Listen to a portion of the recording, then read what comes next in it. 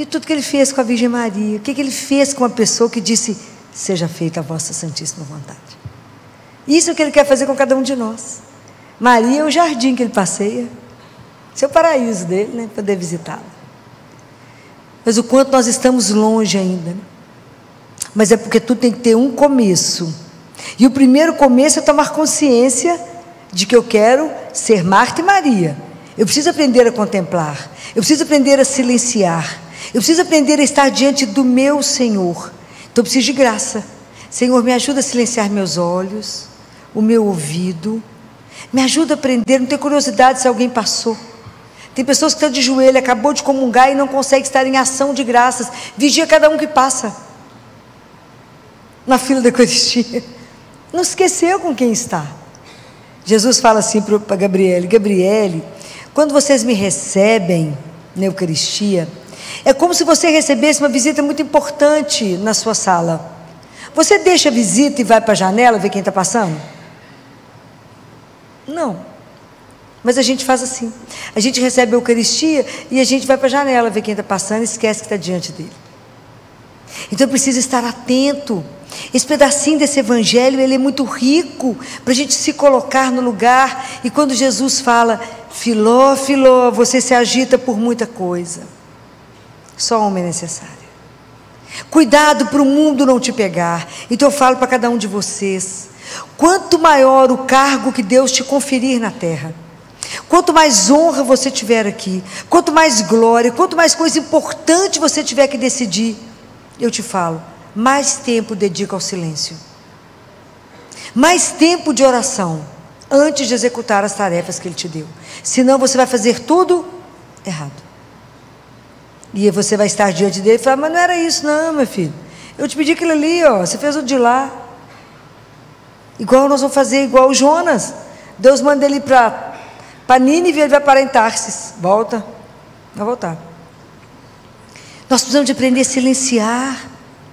Porque o dia que a gente aprender a silenciar em qualquer lugar do mundo, nós vamos estar diante dele, na presença dele.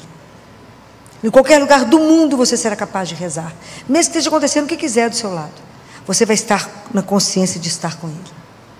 Isso é uma graça que nós precisamos de adquirir, porque isso fará o nosso crescimento espiritual. Senão, por isso que muita gente fala: eu rezei, mas não aconteceu nada. Eu rezei e saí da igreja do jeito que eu entrei. Não pode. Falei: então rezou para a pessoa errada, porque não silenciou. Nós não podemos viver aquilo que está escrito no Evangelho, que Jesus fala lá, que é a profecia de Mateus, de Isaías, e Jesus repete em Mateus: esse povo, eles têm olhos e não vê, têm ouvido e não escuta, e têm um coração duro,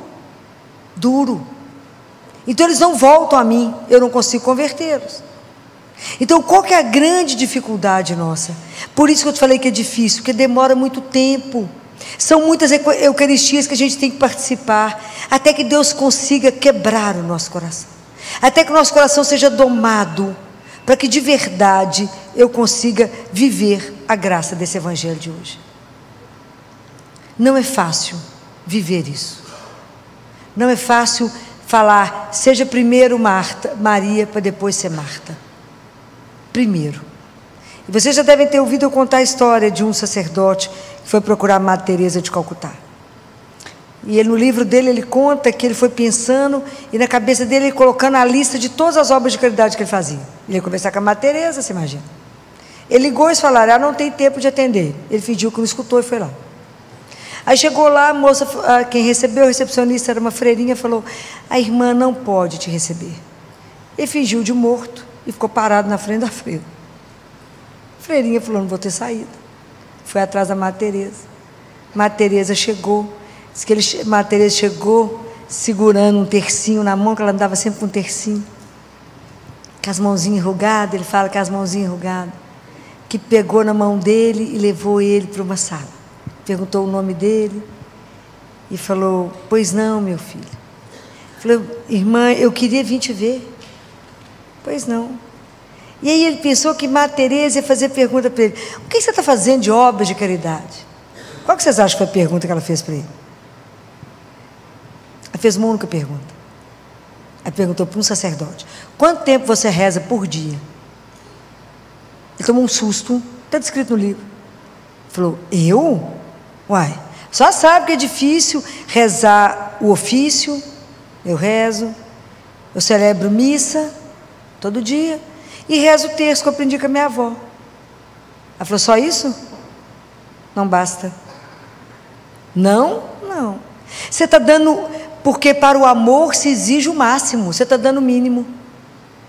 Tudo que você fizer sem oração, não vai dar certo. Por que você acha que primeiro eu fico tanto tempo em adoração para depois sair para as ruas? Porque sem Deus nós somos pobres demais para ajudar os pobres.